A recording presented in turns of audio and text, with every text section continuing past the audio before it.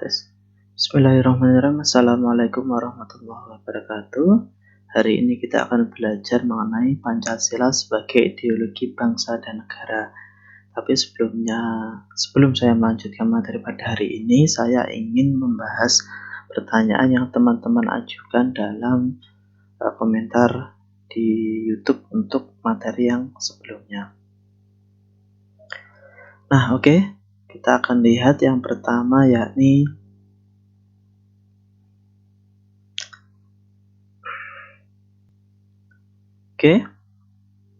yang pertama, Assalamualaikum Pak, saya mau bertanya apa yang akan terjadi jika tidak ada filsafat Pancasila? Oke, baik, terima kasih Mas Fendi. Jadi sebenarnya Waalaikumsalam. Yang terjadi jika tidak ada filsafat Pancasila, sebenarnya Pancasila itu sebagai sebuah filosofi ya, jadi bukan filsafat Pancasila, begitu maknanya kalau bertanya.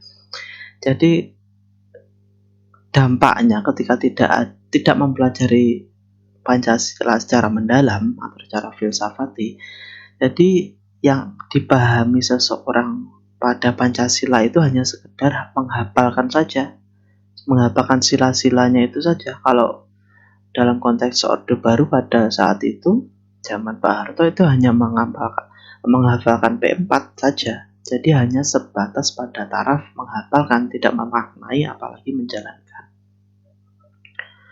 Kemudian Assalamualaikum warahmatullahi wabarakatuh.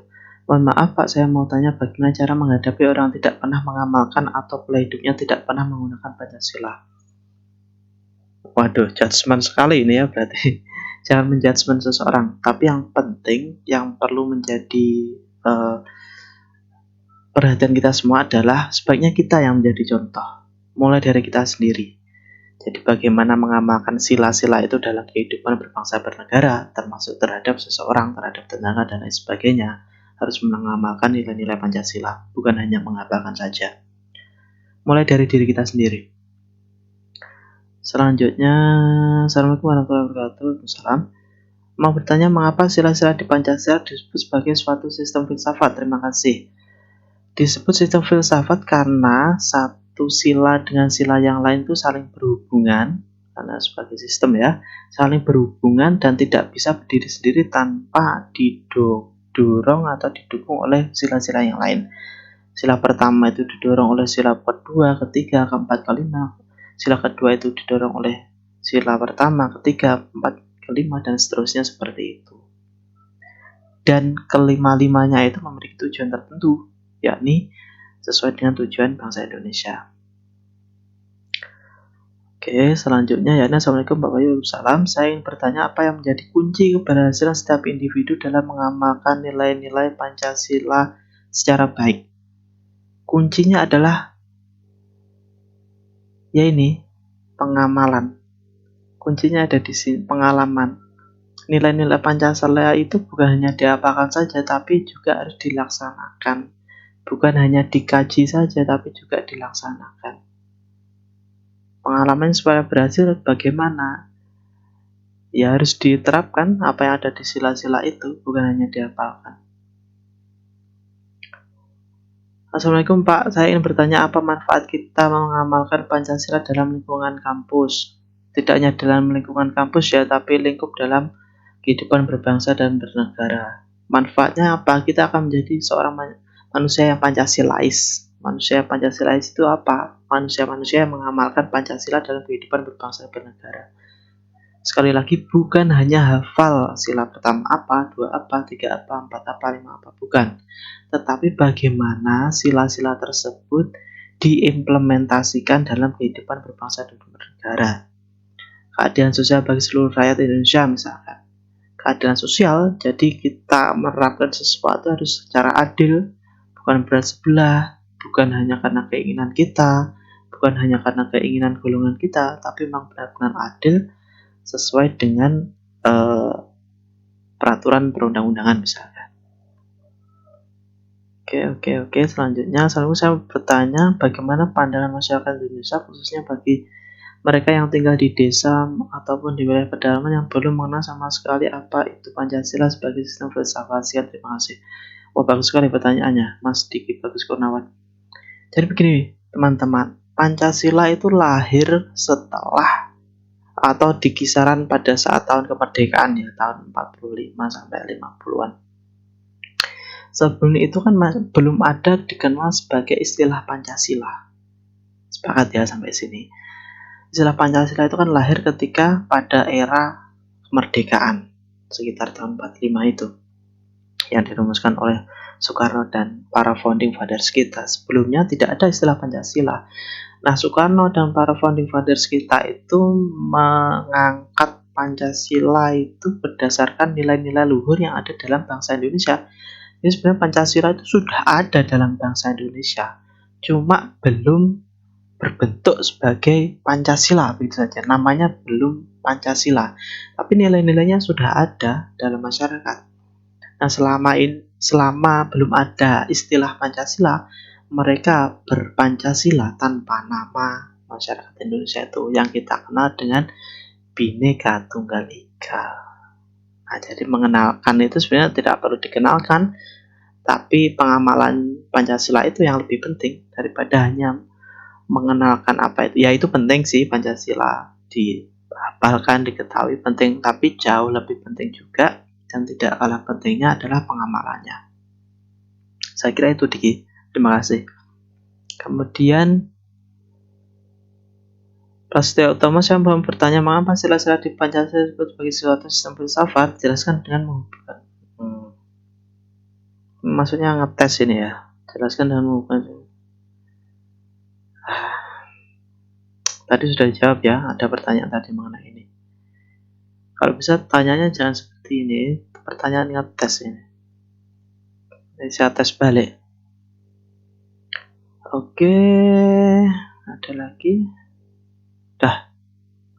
Oke, teman-teman, kita kembali ke materi yang kita akan kaji. Oke, jadi teman-teman, hari ini kita akan belajar mengenai Pancasila sebagai ideologi bangsa dan negara. Nah, pengertian ideologi, apa sih yang dimaksud dengan ideologi? Ideologi yakni keseluruhan pandangan, cita-cita, nilai, dan keyakinan yang ingin diwujudkan dalam kenyataan hidup yang konkret. Kemudian ideologi diyakini mampu memberikan semangat dan arahan yang positif bagi kehidupan masyarakat untuk berjuang melawan berbagai penderitaan, kemiskinan, dan kebodohan. Dengan pemahaman yang baik mengenai ideologi, maka seseorang dapat menangkap apa yang dilihat benar dan tidak benar, serta apa yang dinilai baik dan tidak baik. Ideologi itu sebenarnya cita-cita ya. Pancasila sebagai ideologi terbuka. Nah, Pancasila sebagai ideologi terbuka memiliki makna setiap sila yang terkandung dalam landasan dasar negara, yakni ketuhanan, kemanusiaan, persatuan, kerakyatan, dan keadilan bisa berkembang seiring dinamika kehidupan berbangsa dan bernegara. Ciri-cirinya ada 3, yakni nilai dan cita-cita tidak dapat dipaksakan dari luar. Pada ciri tersebut, nilai dan cita-cita berasal dan diambil dari moral budaya masyarakat itu sendiri, tidak dapat dipaksakan dari luar. Kemudian yang kedua, yakni dasarnya bukan keyakinan ideologis sekelompok orang. Dalam ideologi terbuka disepakati secara musyawarah dan konsensus masyarakat atau secara demokratis, bukan dihasilkan oleh ideologi sekelompok orang saja. Jadi Pancasila ini benar-benar disepakati oleh founding fathers kita pada saat itu secara konsensus, secara musyawarah, dan sebagainya. Kemudian yang ketiga yakni nilai-nilai sifatnya dasar secara garis besar saja. Dalam ideologi terbuka, nilai-nilainya sifatnya dasar sehingga tidak langsung operasional. Makanya kan ada 5 sila saja. Kemudian nilai-nilai yang ada di masing-masing sila itu sangat fleksibel sesuai dengan perkembangan zaman. Kemudian nilai yang terkandung Pancasila harus dijadikan jiwa bangsa Indonesia dalam kehidupan berbangsa dan bernegara, terutama dalam pengembangan Pancasila sebagai ideologi terbuka. Nilai yang terkandung ada 3, nilai instrumental, nilai praktis, dan nilai dasar. Teman-teman bisa baca penjelasannya secara mandiri ya. Yang selanjutnya ideologi bangsa dan negara. Ideologi negara merupakan perkembangan dari ideologi bangsa. Abdurrahman Wahid atau Gus Dur menyatakan bahwa Pancasila sebagai ideologi bangsa artinya setiap warga negara Republik Indonesia terikat oleh ketentuan yang sangat mendasar yang tertuang dalam sila yang 5 atau kelima sila tersebut. Kadang-kadang kedua istilah tersebut disatukan menjadi Pancasila sebagai ideologi bangsa dan negara. Pancasila sebagai ideologi bangsa dan negara. Pancasila sebagai ideologi bangsa dan negara Indonesia dimaksudkan bahwa Pancasila pada hakikatnya bukan hanya merupakan suatu hal perenungan atau pemikiran seseorang atau sekelompok orang sebagaimana ideologi-ideologi lain di dunia.